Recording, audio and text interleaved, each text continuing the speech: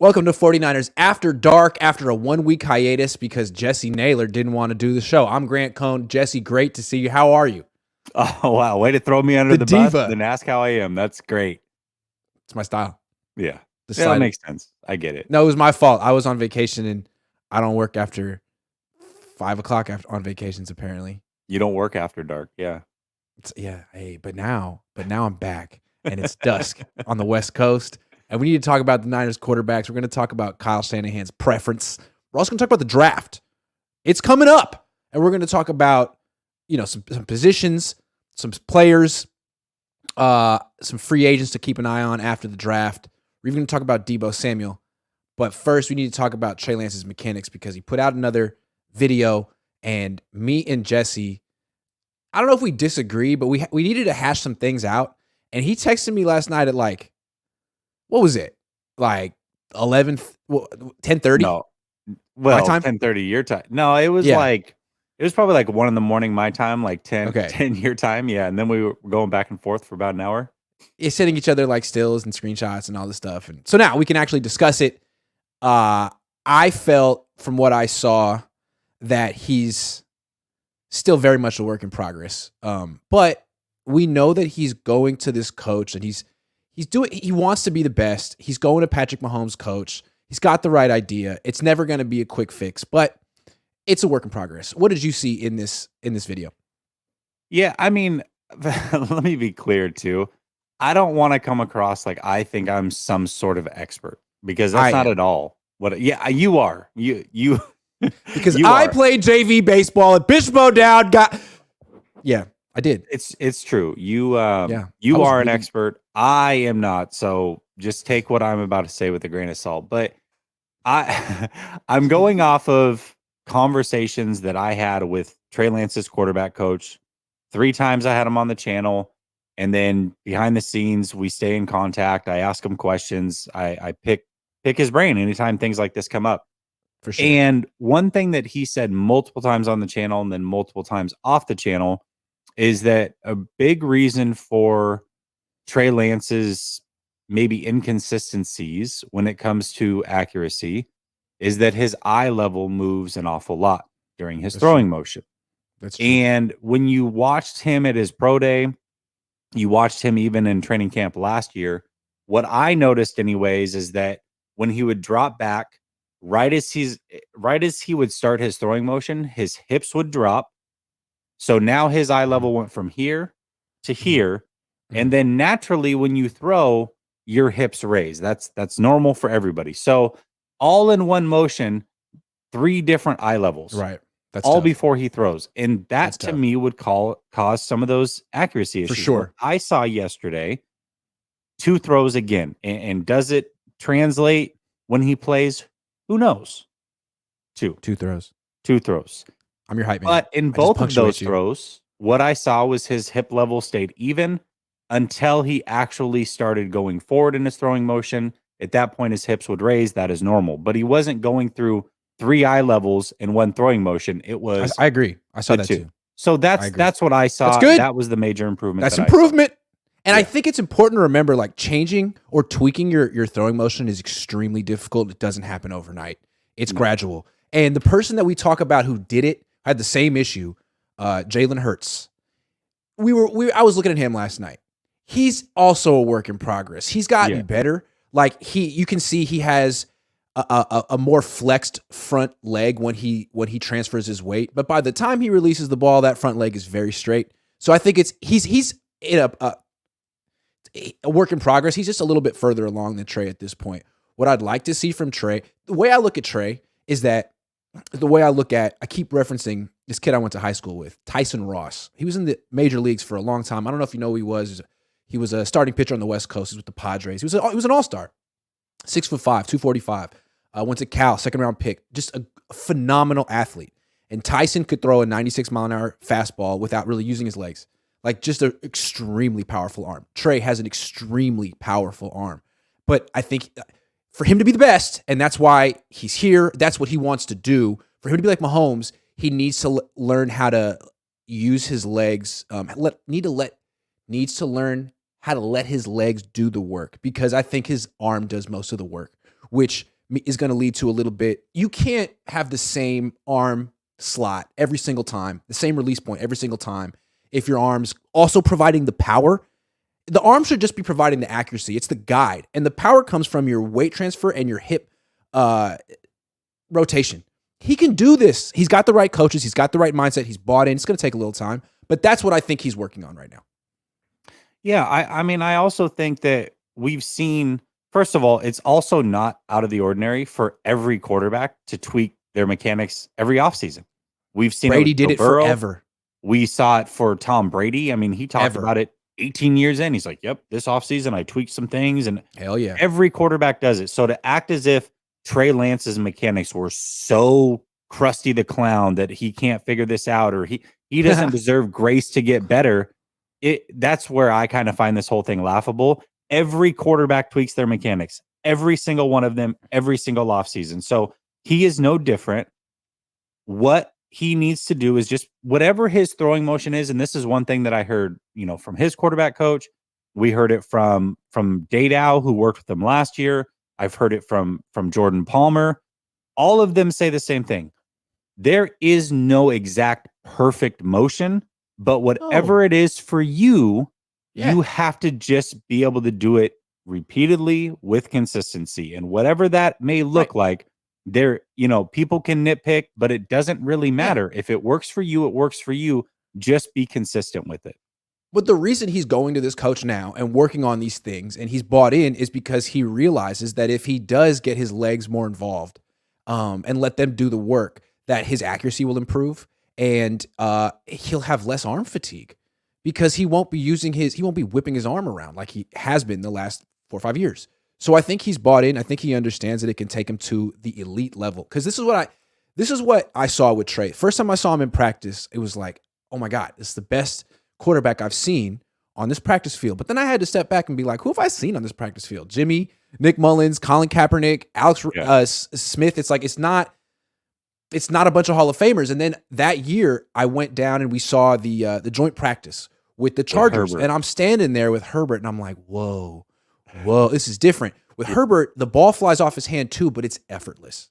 There's an effortlessness. His arm is not he's providing any power. It's just the whole body is in sync. And then you look at Trey and he's grunting. You know what I mean? It's different, effortful delivery. And he's not as trained as Justin Herbert. Justin Herbert probably went to all those freaking Elite 11 camps and probably stuff that Trey Lance wasn't doing in Western Minnesota or wherever he's from. Right. So he's still young. He can still do it now, but he's a little bit behind the curve when it comes to like having that effortless, perfect in sync. He needs to be Justin Timberlake is what I'm saying. But the hair's going. He had the Justin Timberlake hair, but now it's gone. He needs to let it go. But he's been more 98 degrees, really, So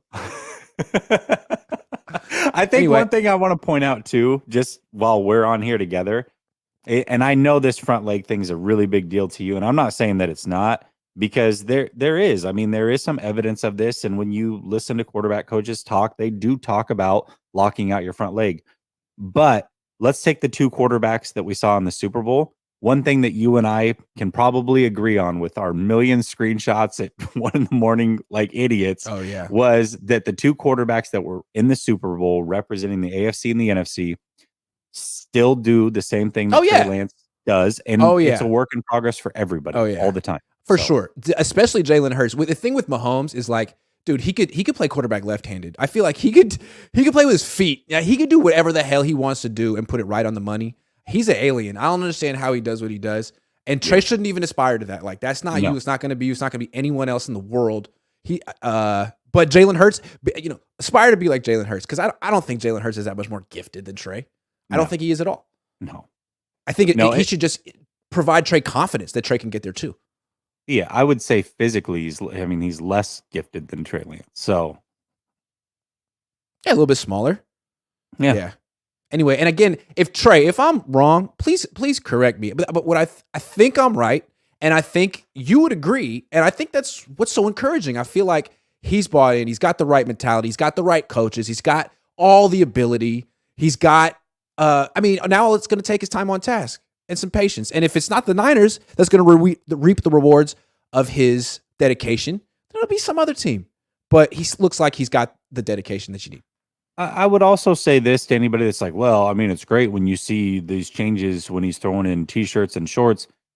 That's true, and we don't know what it's going to necessarily look like when he goes and plays. But one thing I will say is there was a clear difference in last year prior versus what it was his rookie year. And the one thing that was clear to me that they had worked on last offseason was shortening the stride. And shortening the stride also shortened his overall arm path because everything is married. That actually also stuck when the bullets started flying. So there was no change there. He was able to change a little thing in his mechanics, in my opinion, in one offseason. I don't think that there's any reason to think that he can't do the same this offseason with making a minor tweak. And let me just explain why this front leg thing is important. Again, we're talking about using the legs to generate power, not the arm. And when you extend the front leg, that's the deceleration phase for your lower body. Like that's the end of the weight transfer. That's like NC. So what you want to do is transfer your weight through the release point of with your hand. That way, once the leg extends, you got to power the rest of the way through the motion with your arm. And you're trying to do as little of that as possible. So he'll get there. But like if the arm is extended when his hand is back here, man, that's a lot of torque you're putting on your shoulder, your elbow, and you're not going to have the same release point every time because your arm will be a little bit more tired every time. All of that. So that's why it's important. But again, Alex Smith fixed it. Jalen Hurts fixed it. It's totally fixable. All you got to do is buy in, have the right coach, and work on it. Takes time. Yeah, absolutely. I mean, and we've got 2 top 10 quarterbacks of all time that had a lot worse that they had to fix, and they were able to do it. Aaron Rodgers and Steve Young. So don't think that it can't. The little things that need to be fixed, again, these are not major issues. They can be fixed. And it's not like Kaepernick, who had a bunch of success doing it his way for a long time and then tried to change it at the end. Like, I don't think he was ever bought in because he had success doing it his way. Trey, like, I mean, he's only started 4 games. It seems like he understands, I got to do it the right way. I got to learn from the right people. Like, that's great. And that's, again, why the Niners drafted this kid, because he has the right mentality. He's got, both him and Brock Purdy are like little 30-year-olds, Also, one last thing. This is now the 3rd straight offseason that there has been a different quarterback coach incorporated for a short period of time. So what I would say is if you've had 3 of the best lay eyes on your motion and there's not a major change, then it's not that bad. They know more than we know, period. Yeah. Yeah, absolutely. Absolutely. Let's keep monitoring these clips. Thank you, Trey Lance, for putting them out there and allowing us to, nitpick them, given the fact that we're not really experts. But I think we understand the journey you're on and what you're trying to accomplish, and we salute you, sir. Salute. Kev F says Tyson Ross on A's was fire. Huge all arm, little motion. Yeah, man, he was great in high school too. I used to watch him up close with his little brother Joey back when Joey was like 5 feet tall. Joey also ended up going to the major leagues and was like 6'4". Those dudes were insane in high school. I always felt like Tyson was as good as any pitcher of his generation. He was just hurt a lot. Because if you ever watch him pitch, whoa, he moved his arm very fast. A 6'6" dude. It was like, yeah, right. Whoa. I never stood it against Tyson. I wanted to, but at the same time, I was scared, dude. I was like, dude. Well, when you're 6'6" huge. and you've got limbs that long, I mean, it's easy to generate a lot of torque, I mean, it was almost too easy for Tyson. I mean, I've never seen anyone generate torque. It was such little effort, like Tyson. He was like the right-handed Madison Bumgarner, but Bumgarner had that real nice and easy motion. It was kind of locked in at 92 miles an hour. Tyson was just like, boom, 96. It was like, it's great. Yeah. Loved watching him. I heart you, Grant. I heart you more, Jesse. Says Danny. Hey, what's up? What it do? Niners says I watched him film on Mahomes and his front leg looks similar to Lance's on short passes. The only time he has a bent front leg is on long passes. There you go. All I would say is I think Mahomes could hit receivers standing on his head. I think he's a little, probably, little different. Probably could. Da Buddha says, damn, Grant, that new camera makes you look good as fuck. Thank you. I really appreciate it. Very handsome man, I think. But so is Jesse. Gammon Brown says, at Less Second Sports, what does it say about Kyle Shanahan and his system if he gets to the NFC Championship game 3 straight years with 3 different starting quarterbacks. It says exactly what my thought is when we talk about the quarterback position here in a bit. So, yeah, I'm with you, Gammon. It is an interesting perspective. It kind of makes him the modern day Joe Gibbs, because Joe Gibbs always had a different quarterback. I think he won 3 Super Bowls with 3 different quarterbacks, and his whole offense was run first. Yeah. And I think if Joe Gibbs were Kyle's age and coaching today, he'd probably lose in the NFC Championship a lot because he didn't have the quarterback. You could probably win. You could win that way in the 80s. It was done. A lot of teams did it. Bears did it, but I don't know if you do that anymore. So yeah, I would say he's the modern Joe Gibbs. It all comes down to the area you're coaching in. And actually, Vish and I were talking about this last night. He brought up a really good point. I bet you if Kyle Shanahan was back in the early 2000s, late 90s, whatever, coaching the Eagles, they probably would have won a Super Bowl because that run first style would have benefited them versus putting everything on Donovan McNabb. So, it just depends on the team you get, how much do they fit your style, and then the era as well plays a big factor in this. All Niners says Mahomes is all upper body on short throws too, in my opinion.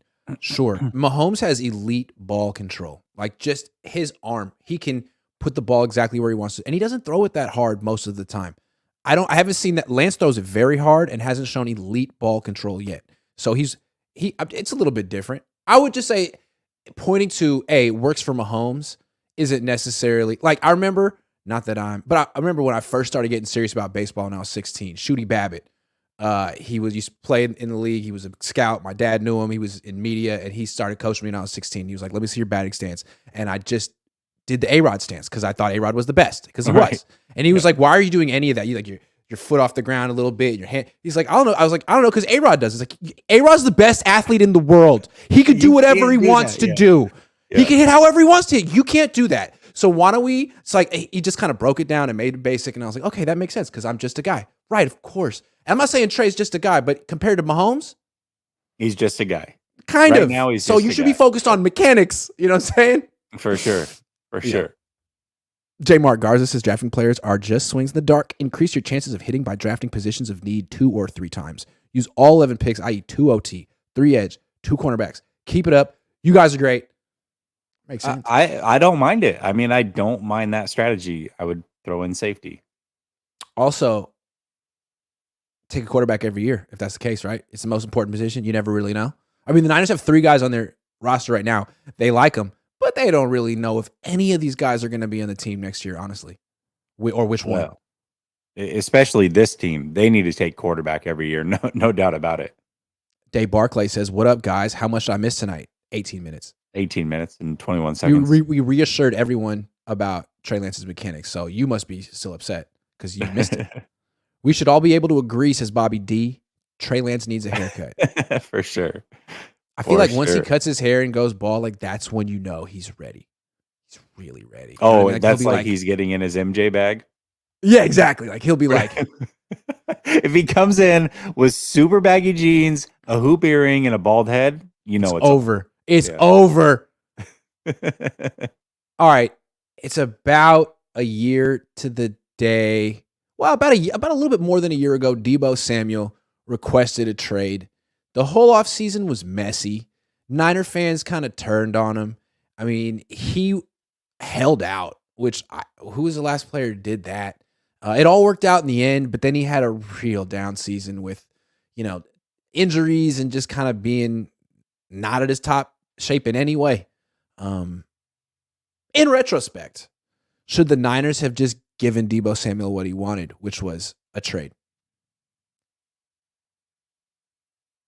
Man, well, I mean, I think what he wanted was to be paid. And they did give him what he wanted. Let me rephrase that. Should they have given him what he asked for? Yeah, there you go. That's fair because he did. He asked for it. Don't ask for it if you don't want it. Right. And man, I think obviously a lot of things would change. You can't say that everything would have played out the same if Deebo Samuel was traded. But knowing that they've got CMC on this roster right now, and knowing that it's a little bit redundant between those two, I mean, Debo's a hell of a player, and I think Debo's going to bounce back in a big way this year. He's going to come in much better shape, in my opinion. I think he's going to have another very, very good season.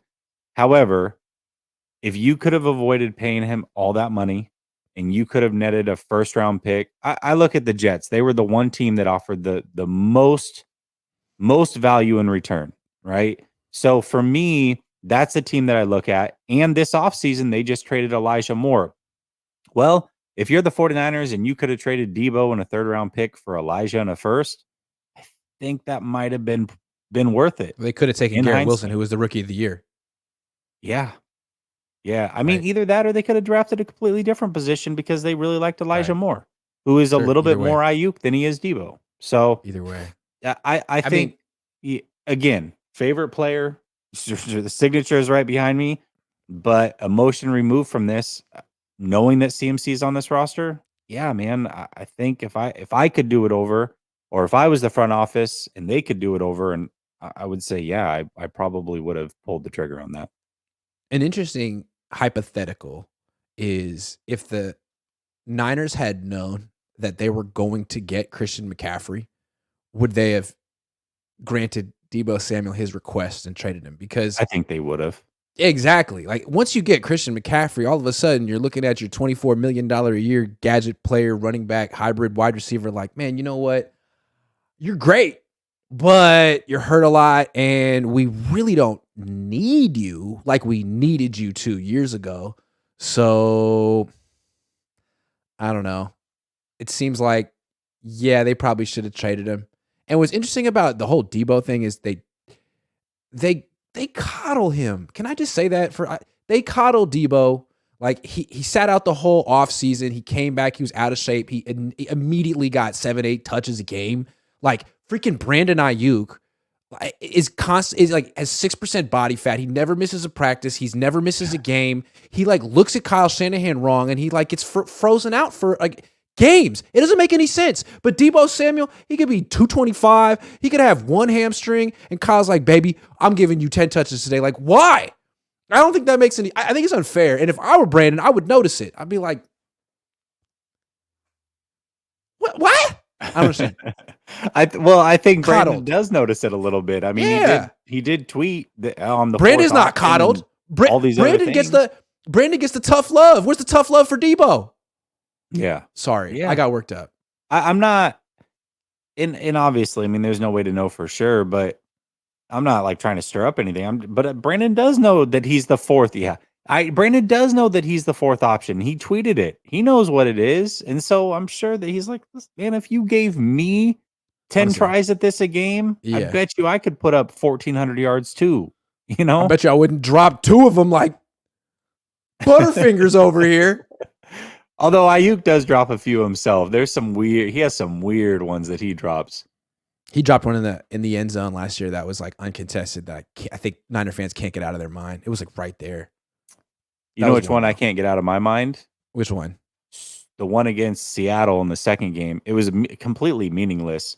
But if he had caught that, Grant, I would have won roughly $800 for my fantasy football league. So, but he dropped it, and so I didn't win. $800 is a lot. Damn. Also, the one when Brock Purdy like ran left and then ran back to the right and like did a pirouette and then he dropped that one. That's true. Yeah. It's true.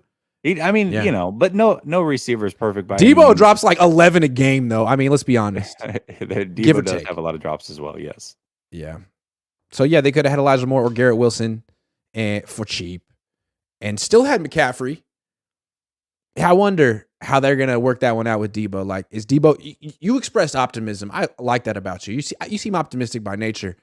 I don't have any feeling for whether or not Debo Samuel's gonna come back in shape this year. I mean. He likes Mike and Ike's. That's all I can say. He likes the Mike and Ike's. He's been eating the Mike and Ike's. So I don't know how many, where is that? Because I'm trying to lose weight right now, and you can't be eating Mike and Ike's like that when you're trying to lose weight.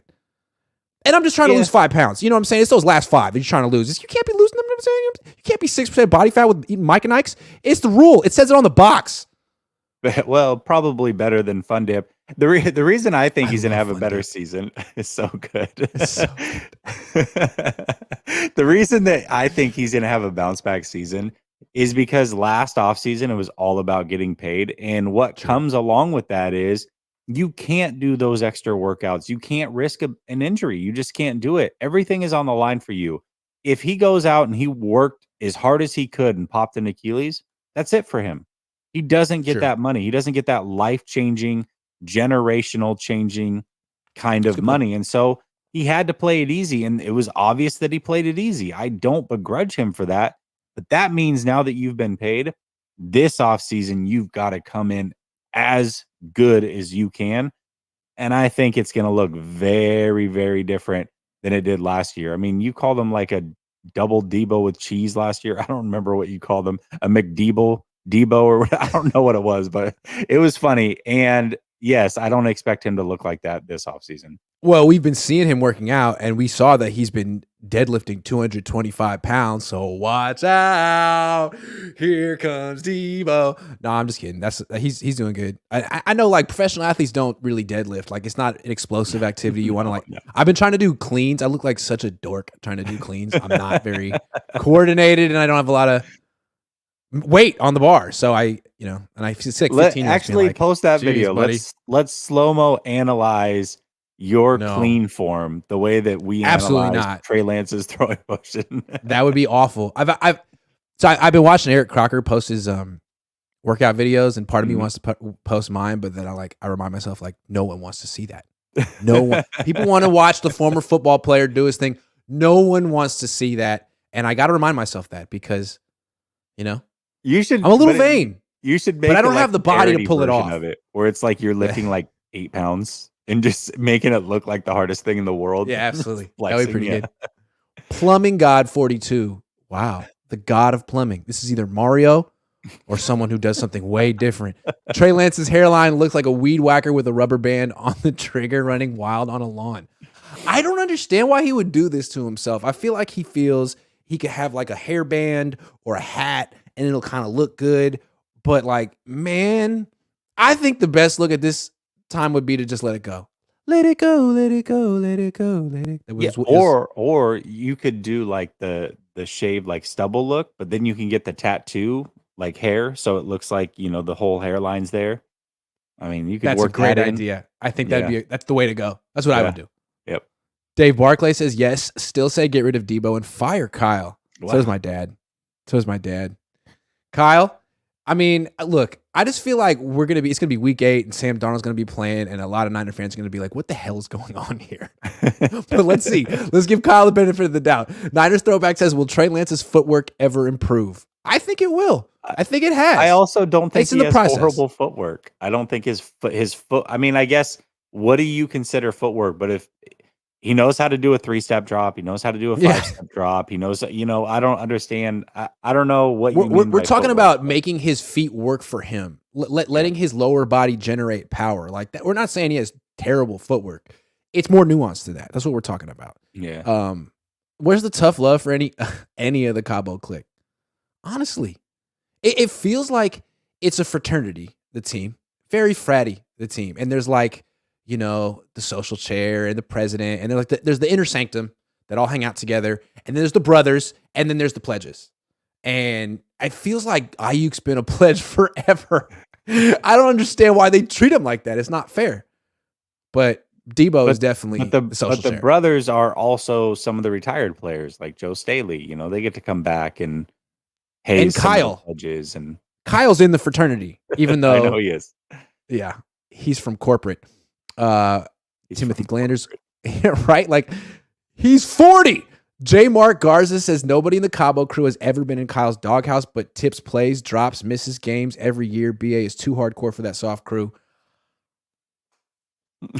There's so much truth to that. I mean, look, Trent Williams is over here tipping plays, and Kyle's like, fine by me. Brandon Ayuk like breathes on him the wrong way, and Kyle's like, how dare you? Now you think you're gonna get the ball? I don't know. J. Mark? That might have been the first time that you just dropped a falsetto with me on the show, and it was like an angel came from the other side of the screen. That was crazy. Thank you. Fun fact about me, I really am good at falsetto. Yeah. I'm like, remember The Dream? Yeah. I'm the nightmare. I was going to say, where are you going with it? Muid says trade needs Tory Lane's hair transplant surgeon. I've never seen Tory Lane's. No, I know about him, but I've never seen him. he needs Brian Urlacher and Deion Sanders. Deion Sanders has a full head of hair now at like 55 or whatever he is. If you ever go to Chicago, you see billboards of Brian Urlacher with a full head of hair everywhere. It's like you're on the moon. It's really weird. Yeah. That being said, though, I always feel like if LeBron James, like one of the most wealthy athletes in the world, can't figure out some Rogaine that works for him, the technology doesn't exist. It does though with transplants. The problem is when you're still playing or you're wearing a helmet, you can't because it messes everything up. So it's like one of those things where Trey's going to lose all of his hair in the next few years, and then he's going to be 50. You're going to see him come back as an alum, and he's going to have a full head of hair, and you're like, "What? How did that happen?" So one day LeBron and Kevin Durant are going to have like full luscious heads of hair. I guarantee it. Especially LeBron. He seems very like all. Yeah, I don't think Kevin Durant cares at all. No, he's like, I'm just hooping. I like that about Kevin. All Niners says, "Hey y'all, if Kittle injures his right shoulder, are we blaming it on the WWE clothesline?" Yeah, absolutely. Gammon Brown says, "Who wins Super Bowl first? Salah, McDaniels, or Shanahan or D'Amico?" D'Amico. None of them. None of them have a quarterback that I would. With none of them. Yeah, the only coach from this tree who's won a Super Bowl is McVay. And he gave up the whole running play action stuff and just got a quarterback and said bombs away. Like who else from this coaching tree is willing to do that? I don't know. We'll have to see. Stay tuned, folks. Till next week. Nathan Flores says it's April 12th, 2026, and Kyle Shanahan still doesn't have a franchise quarterback. Thank you, Nathan. That was well done. All right, moving on. Let's talk draft. 11 picks, all after 98. What are the three most important positions the Niners need to address in this draft? Like, they got 3/3. What should they take? Boom, boom, boom. Boom, boom, boom. Man, it's going to be pretty boring up until that point, and then we're going to get so excited when 3 out of 4 picks are the 49ers. The end of that third round, I can't wait for it. Assuming they don't trade up. I think the 3 most important positions of need, I'm going to go number 1, safety. Because right now, I mean, they're relying on a 33-year-old who had arguably the best year of his career. I don't know if I would rely on that again, and also health from both of those guys. So they need a safety. They need somebody that can come in. Deshaun Gifts is a little legend that could, though, man. That guy's been beating the odds since 2014. For sure. I love Deshaun. He's great. Even let's say they both stay healthy, which would be ideal. They're going to need somebody next year, and so now is the time to start figuring that out. So I would say safety. Mm-hmm. I would then probably say edge, and then outside corner. No love for Drake Jackson, huh? I do love Drake Jackson, but they don't have any depth there, Grant. That's true. Who's the depth? No depth there. Like there's nothing. Like Cleveland Farrell. Sorry, Cleveland. Yeah, you're right. That's a big one. So I mean, I could go back and forth between the outside corner. I cut you off. What was after Drake? What was after DN? Outside corner. Okay. They need another corner. I mean, because who's the first one off the Ambry Thomas, Vontrez Knight? I mean, maybe they can Sam be good, Womack? but he's more of a. I think he's going to play inside. I mean, I look at him as more of a nickel. So yeah, I don't know what Steve Wilkes wants. That's true. He might want someone bigger at nickel. Mm-hmm. So that's what some D coordinators want because they want like a run defender there or whatever. Maybe they want Isaiah Oliver in there or Miles Hartsfields in there, and they want Samuel Womack outside. I have no idea. I was thinking tight end as one of them. I know it's not a huge need because you have George Kittle. It would be in my top 5. I mean, it's a killer class of tight ends. They might be able to get one of them where they're at. Kittle's almost 30. They're like 3 years overdue from getting a quality number 2 tight end. I think especially with how the season ended. Like, you really want to be the team that puts Tyler Kroft and other backup tight ends in important positions, then get a guy that wasn't freaking inactive 11 times this year. You understand? Like, get someone good. I thought that's what Charlie Warner was supposed to be, but he was like a 6th-round pick, and he didn't really work out. He came from Georgia. There's a dominant running team. Get someone with some real gifts. That would be one. And then offensive tackle. I know they got Zakelj last year. They got McKivitz. They got Trent Williams. That's it. They need more. They need a fourth guy. It seems to me they got 4 guards. They got Banks, Burford, Feliciano, and Moore.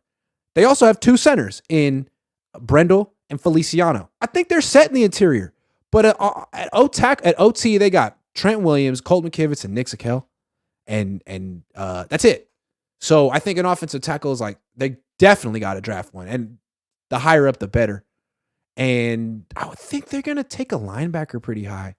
Somewhere between round 3 and round 5. I know people like McCrary Ball, but I don't know if they're just going to hand him the job. And I don't think they look at Demetrius Flanagan-Foles or Oren Burks as anything more than special teamers. So I think they're going to go for a linebacker. It's funny because you mentioned Zakelj as a tackle. I think they might view him as the future center. Maybe, but I think Brendel's the center. They gave him a long-term contract. They got Feliciano. Like Zakelj's never played center. I think that was they were flirting with it, but again, he's 6'6". I think he's built more like a tackle than a center, and he played tackle in college. And I know the Niners like drafting a guy and moving him to a totally different position, but I'm just saying he might. He's built very similar to Colton McKivitz, but he's a better athlete. I think he might be able to beat out McKivitz. Yeah, that's a possibility. I think one of the things that we're going to see a lot, and we saw it a lot last year, and I remember there was a lot of conversation like, how are they ever going to get continuity by changing this thing every other snap the way that they were? We're going to see the same thing because I feel like there's 4 or 5 guys that can play multiple positions, and they're going to figure out where these guys work best, what pairings work better with other. They're going to figure this thing out. I mean, you're going to see probably Zakelj at 2 or 3 different positions. You might see Burford at tackle and guard, Moore at tackle and guard, Feliciano at center and guard. I just feel like there's multiple things that we might see this year until they get it all figured out. I feel like wide receivers a need as well. Like, you don't know how long Ayuk's going to be on this team. Like, Deebo Samuel had a discouraging year. He could bounce back. Jawan Jennings, how much longer is he going to be on the team? Ray's got 1 more year on his contract. Like, Danny Gray showed nothing, like literally nothing. They could use another wide receiver. You got 11 picks. I mean, you could take a position, one of every position. So I think wide receiver would be maybe not the highest, but it's an important position. You can get good players in the draft, even in round 3, and it's offense. That's another one. Yeah, and they've also got to start looking at a use check replacement at some point. And there is that Jason fullback out of North Dakota State that had a perfect RAS score. I mean, that might be the guy. It's true. I think Jason Poe was sort of for like the Trey Lance offense. I think they were trying to go Baltimore Ravens, and he was going to be their Project Pat DeMarco. Is that his name? Project Pat DeMarco? Yes. Yeah, it is. Yeah. But now I forgot about Poe. Yeah, shoot. I mean, he's going to get some run too at one of the interior spots. So yeah, there's a lot of Also, there's quarterback. I mean, the Niners got 2 injured ones and Sam Darnold. You always got to be looking. They had a private workout with Dorian Thompson-Robinson, which I find interesting because that's like a whole day, and you dedicated it to him. A lot of people would think the Niners aren't going to draft a quarterback, but they are. They're at least thinking about it, and I don't know. Maybe this guy goes round 7, maybe he goes higher, but seems like the Niners are looking at quarterback as a position of need. I think that they first of all, they're going to need some sort of arm in camp. You need a third quarterback. And if Brock's not there, right? Yep. Yeah, exactly. And I think that a lot of people assume that Sam Darnold can't get cut. This is very Nate Sudfeld. You look at the money that Nate Sudfeld was being paid last year. Yes, Sam Darnold is a little bit more guaranteed. However, the difference is the cap went up. So with inflation, from a percentage standpoint, I don't think there's any guarantees that Sam Darnold's on this roster either. Everybody talks about Trey being traded. You might see Sam Darnold get cut if he comes in and just he only has $2 million. He only has $2 million guaranteed from the Niners. I think that's basically what Sudfeld had. Yeah, $2 million, two and a half, something like that. Yeah. So if they draft a guy like Dorian Thompson-Robinson and he's better than Sam Darnold, good. I mean, Sam Darnold's a reclamation project. Like Yep. Dorian Thompson-Robinson doesn't have 5 years of failure in the NFL that he has to overcome. Like he's Right. cheerful and undefeated, bright-eyed and bushy-tailed. Yeah. So Yeah. I don't know. I mean, we'll see how this quarterback thing plays out, but I would expect that they either draft someone or immediately sign someone right after the draft, because that's going to be a position of need as well. They're going to need a quarterback for sure. Can I say something directly to Kyle Shanahan? Yeah, do it. Kyle. I'll plug my ears. No, you can listen. You don't need a running back. You don't need a running back. In round okay? 3. You don't need a running back at all. You have the best running back room in the entire league. Resist the urge to draft another running back, especially in round 3, but any round. I mean, Christian McCaffrey, great player. Elijah Mitchell, great player when healthy. Jordan Mason, I think he could be a hell of a player. And you got Ty Davis Price too, who may not even make the team. Enough. And Debo and Ray. Enough, please. Please. That's it. Yeah, if they draft running back and they do it again in round 3, I don't. I just don't. He officially would have a problem at that point. He would have a problem. Yeah. We're gonna have to put him in a 12-step program to not draft running back. Yeah. Gavin Brown says, question for both of you, and please answer honestly. How many people do you have working with for you for content generation and thumbnail making? 0.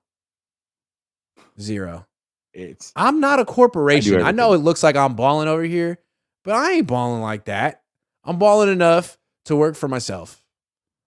Yeah. Actually, I got Jose, but he writes for me. He doesn't do anything for my YouTube channel. He works for SI.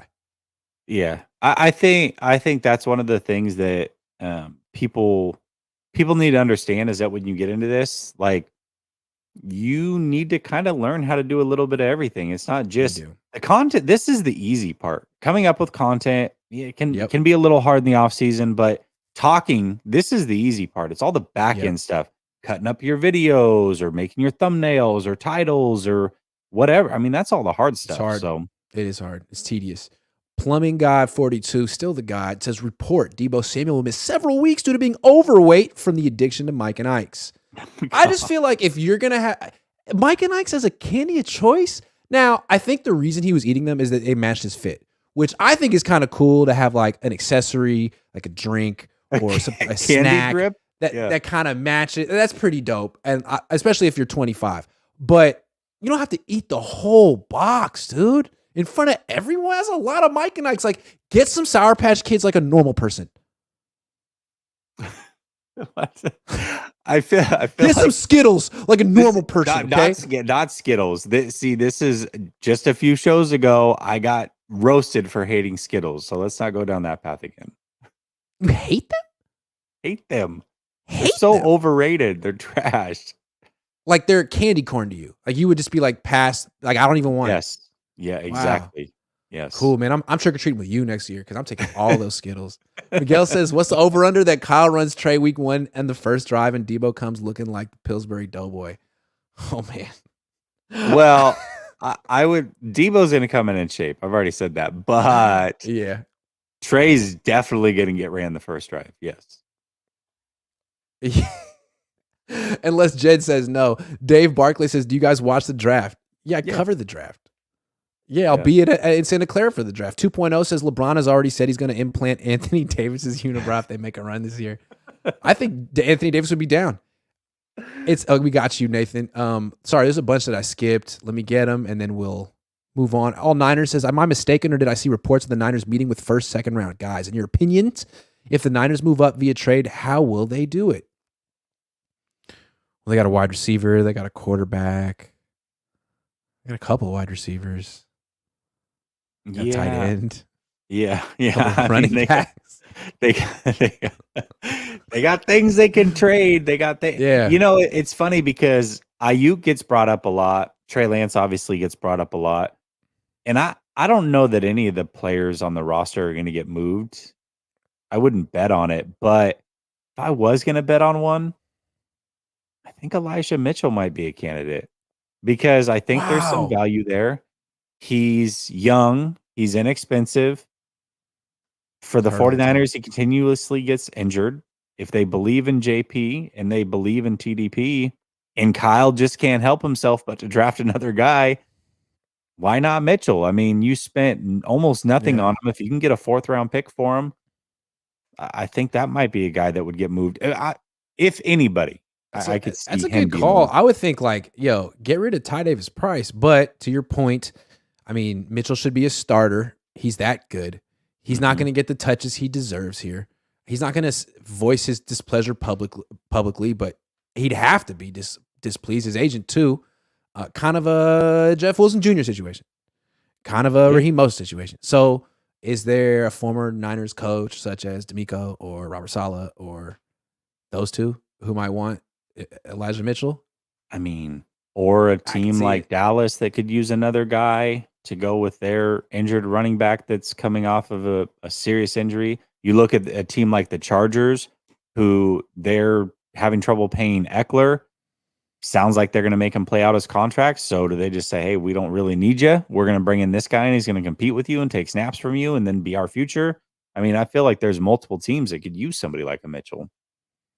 Absolutely. Dave Barclay says, what running back are we taking 3rd round? Dude. Charbonnet.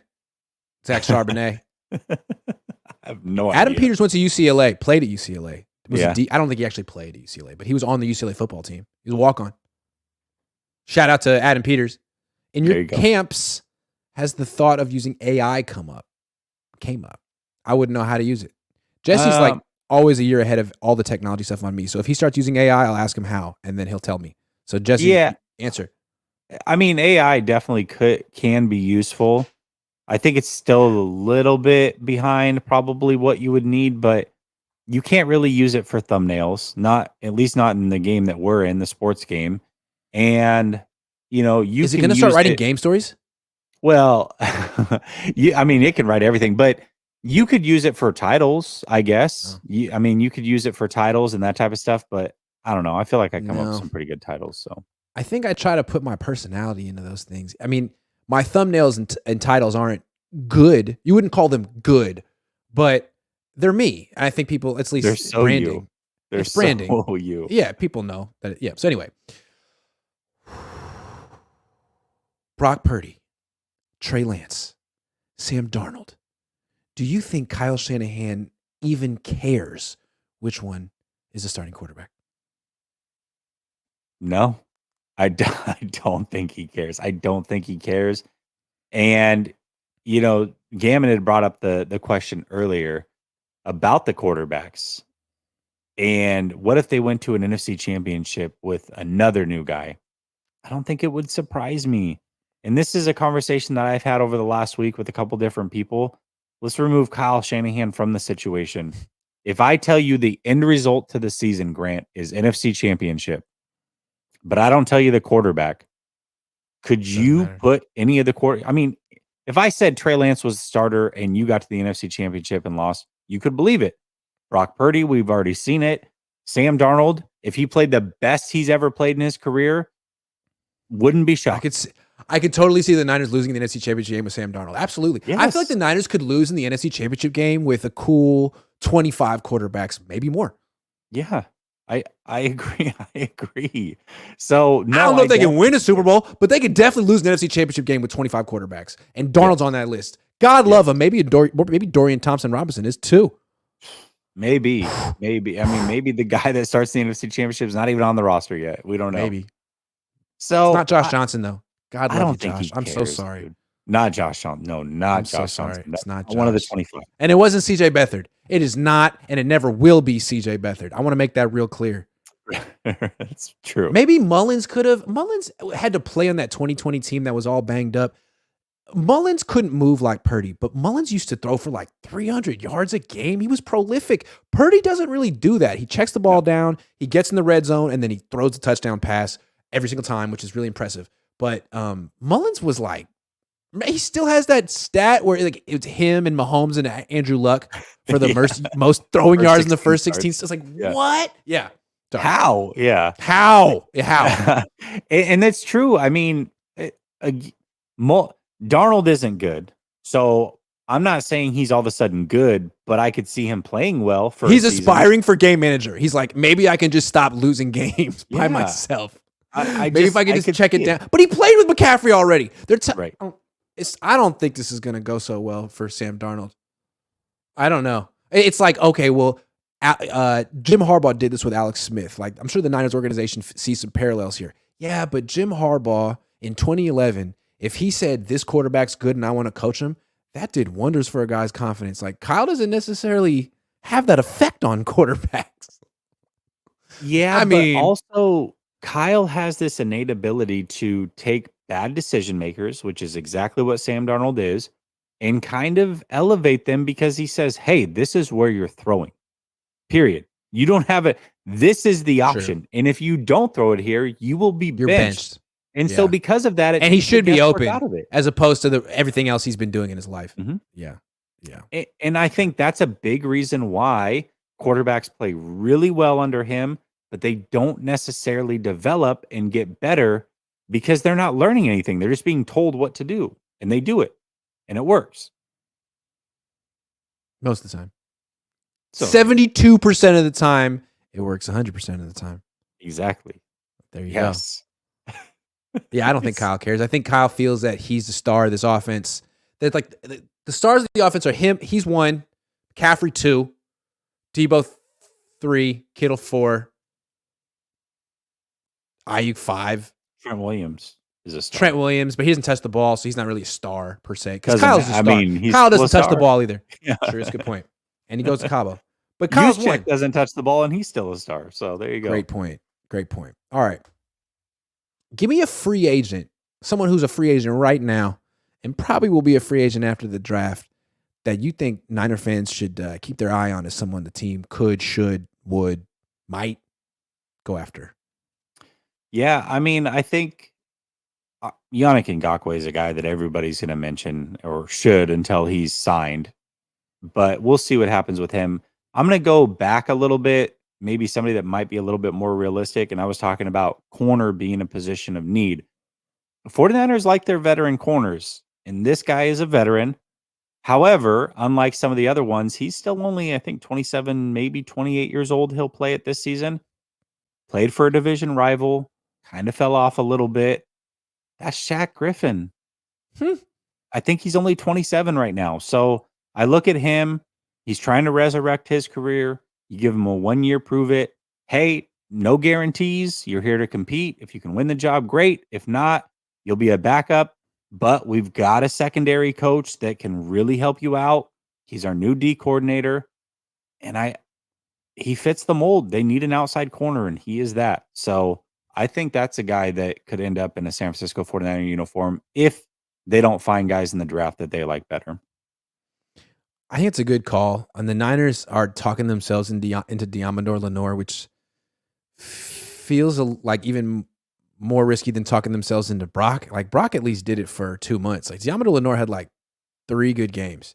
He was getting roasted deep for huge plays. And then all of a sudden, he settled down a little bit and he jumped a couple short passes, picked him off, and they're looking at him as being like a impact player. Like, hey, wait a second, man. Like, he's still gonna get targeted deep down the field, and you don't know that he's not gonna get mossed at the catch point every time because he's a little small. So I don't know. They should probably hedge their bets at corner, and the hedge isn't Ambry. It should be someone not on the team, or Samuel Womack. It should be someone. I'm with you on that. It's a good call. Yeah, and they may draft that guy, and that's fine. But if they don't, and they just want to bring in a veteran, bring in a camp body, I think that might be a guy worth looking at. I got a name for you. And this guy's intriguing. Like, you're going to be like, how is this guy still available? Matt Ryan.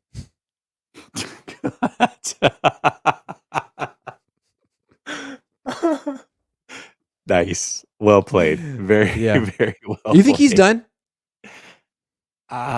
Did he officially get cut by the Colts? That's a good question. Actually happened. I think he's still technically on the Colts roster, is he not? I might be mistaken. I might have just missed that completely. I feel like he's still on the Colts roster. I don't remember hearing that come across the ticker there. Yesterday, the Colts, I think, posted the intro of Shane Steichen's their new coach, and he like addressed the team, and he tried to like fire him up. And I listened to the first 5 seconds, and it sounded bad. So I turned it off because I was touting him, and I just looked through the comments, and people were saying stuff like, "Man, this guy couldn't motivate me to get off the couch." I was like, "Oh no, is it going to go bad for Shane Steichen and Indy? Oh no." He does seem a little awkward. He's a little goofy, a little intense. He just needs his quarterback, man. As long as he gets his quarterback, he'll be fine. But yeah, Did you watch it? Didn't we get the same thing? Was it? It was Sirianni. Was the same thing, wasn't it? When his first media, wasn't it him that got roasted? It was like, dude, this is awful. What did they do? What kind of mistake did they make? There was a head coach in the last couple of years that was hired. Wasn't it Adam Gase when his eyes were? Wasn't it Adam Gase when his eyes were wandering and stuff when he was? No, it wasn't that. I'm gonna go back and I want to say it was Sirianni. Everybody's like, this dude has no clue. This was awful. He's turned out okay, so I don't know. Nick Sirianni's like the offensive Jim Tom Sula. A little rough around the edges, but he's cool. He's good. What I like about Nick Sirianni is how he always goes for it on fourth down. I love that. I wish more coaches would do that. I feel like he's gutsy, man. Yeah, I mean, that's great. He's more gutsy than Andy Reid. That's tough. Yeah, Andy says, off topic, how dare you? Oh, for $10, let's do it. But what kind of wine do you and your dad like? I live in Walla Walla where wine is a big deal. So Bledsoe even owns a winery here. I would love to send you and your pops a bottle. That's very nice, Andy. Generally, my dad and I drink like Oregon Pinots, Willamette Valley Pinots. He likes Beaujolais a lot from France. We don't generally drink that much like cabs and stuff, but when we do, we often drink stuff from Washington State, which is phenomenal. So, yeah, we're generally red drinkers. If you want to send some wine my way, email me and I'll tell you don't email me. DM me. DM me on Twitter. I'll be on the lookout, Andy. You're on Twitter? Bledsoe, like Drew Bledsoe? Yeah, he's from up there. Did he went to Washington State? I guess, what did he play for? Washington State? He went to Washington State. Yeah. I don't know why I know that. Dustin the Gale says, have you guys watched the Star Wars show Andor? And if not, you must. 100% a game changer. I don't watch any. I've never watched a Star Wars movie in my life. Really? Well, I respect that. I take it to the next level. The first two are good. You can stop after that. Okay. If you ever get around to it, but I'm not going to tell you to do it because actually it's a badge of pride at this point, I'm sure. Yeah. I'm wearing that one proudly. Just I hate Skittles. I've never seen Titanic the whole way through. My wife sometimes puts it on when it's on TV, and I've seen certain scenes, but I've never seen the whole movie. Titanic. You've seen the important stuff. You know what it's about. No, I haven't because it's only on TV when I get to see it. So I always miss that. I remember my friends were talking about it in 4th grade. I was like, still not going to see it. Saul Goodman says, Jesse, you are thinking of Dan Campbell of the Lions. Yeah, I want to say it wasn't Dan Campbell, though. I know because Dan Campbell's a little... It was bad. No, but I'm talking about not addressing the press, addressing the team. Steichen addressing the team, and it is a little roasting the hell out of him. I'm gonna watch now I've made it a mission. I'm gonna watch Sirianni's intro presser. I'm pretty positive it was him. That was just awful. All right, guys. 7:02 on the West Coast, 10:02 on the East Coast. About 3 hours away from Jesse hitting me up with a bunch of text messages about Trey Lance's mechanics. We'll be up late tonight. What do you got going on in the meantime, in between time? Yeah, man. 10 minutes from now, I'm doing the call-in show over at Last Second Sports. So call in. Let me know your thoughts. If you hate my takes, you can call in as well. It's your time to sound off. So tap in over there. Yeah. Do you remember that? Do you ever watch South Park when you were a kid? Oh, yeah. Do you remember when they first had the Tally episode? And yeah. It was such a ridiculous episode, and they had a fake merch commercial, and they were saying like, I hate Tally t-shirts. I love Tally t-shirts. I was like, that's genius. I should make those t-shirts. I love Grant Cohn. I hate Grant Cohn. That is actually really genius. No matter what, you're capturing everybody. Or I have zero feelings on Grant Cohn. You everybody. I'm in the middle when it comes to Grant Cohn. I don't care either way. That's pretty good. Yeah, Tally, man, that was a great character. It's almost like they were like, let's make the worst character possible. Okay, a towel Who's a pothead? Oh yeah, the Who boom. wants That's to the get worst high, yeah. character ever. But it actually Yeah. had they. I mean, they've worked with him for decades. Like they've really taken him places. He's still in the show. I have Grant, no idea. will you be calling in? Not tonight. We just had an hour to tonight. talk. Yeah, we just hashed the whole thing out. Gammon, I appreciate your questions though. He had some very interesting meta behind the scenes questions. Everyone go over to Last Second Sports right now and subscribe and participate because it's a call-in show and it's about you. Want to get high? Take care, everyone.